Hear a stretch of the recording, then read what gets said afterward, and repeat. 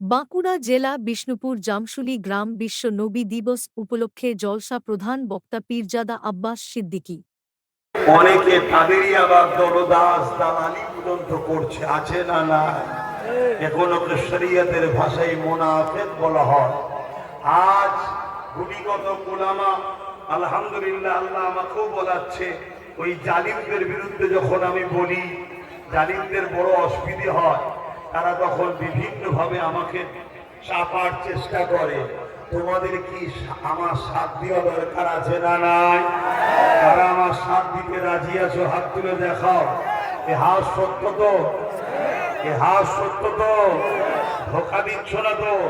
হাত নামাও। তাহলে ওয়াজের মিডিলেই একটা কথা বলে যায়, মসজিদ, মাদ্রাসা, কবরস্থান, ঈদগাহ, খানকা অধিকার বাঁচাবার জন্য যদি আগামী দিন কলিকাতায় ব্রিগেডে ডাকি, খবর পেলে গাঁটের পয়সা নিজেরা খরচ করে যেতে রাজি আসো?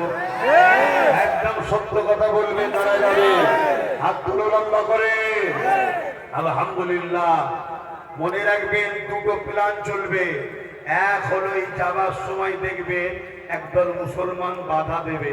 যারা বাধা দেবে এগুলো চিনার আল্লাহ সুযোগ দেবে, এগুলো হলো মুনাফিক। এগুলো কি? মুনাফিক। মুনাফিকদের সঙ্গে নবীর সাহাবারা কি করেছে জানেন তো নাকি? হ্যাঁ, সেই ব্যবহার করতে হবে, এটা শরীয়তের হুকুম।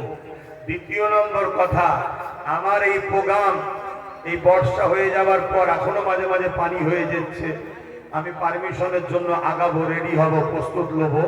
তো দেখা যাবে হয়তো আমার এই প্রোগ্রামটাকে ব্যর্থ করার জন্য, আমার এই প্রোগ্রামটাকে মিস্টেক কেন, আমার যা টার্গেট আছে আলহামদুলিল্লাহ 25-30 লক্ষ মানুষের একটা কাছাকাছি জমায়েত করার টার্গেট, আল্লাহ যদি কবুল করে, বলুন আল্লাহুম্মা আমিন। এই যে একটা জনসমুদ্র তৈরি হবে, আর সেখানে ইনসাফের পক্ষে, মসজিদ মাদ্রাসার পক্ষে, অধিকারের পক্ষে আওয়াজ উঠবে, এটা জালিমদের জন্য ভালো কারণ না ভয়ের কারণ হবে? জালিমরা হয়তো চাইবে কিছু মুনাফিকদের ঘরে দিয়ে এই অ্যাট্রাকশনটাকে ভেঙে দিবার জন্য হয়তো নিজেদের দলের কিছু দালালদের দিয়ে হয়তো একটা প্রোগ্রাম করিয়ে দিতে পারে। কথা শুনছেন না শোনেননি?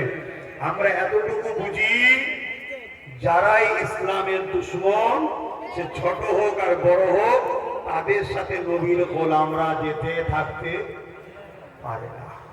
তাতে আমরা মরে যেতে পছন্দ করি, কিন্তু হুজুরের দিনে দুশমনদের সঙ্গে রসগোল্লা পান্তুয়া রাজকীয় ভাবে থাকতে চাই না।